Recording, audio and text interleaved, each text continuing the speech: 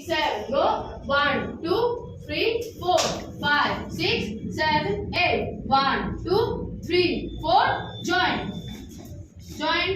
और আমরা আগে যাব 1 2 3 4 দেখো এরকম ভাবে আমার সাথে করো দেখো আমরা পা দেখো রাইট আগে যাচ্ছে 1 এবার আমরা লেফটটা নিয়ে আসবো 2 এবার লেফট পিছনে আনো 3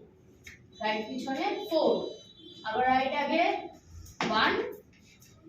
2 3 4 হ্যাঁ চলো আমরা আগে যাব এবার 1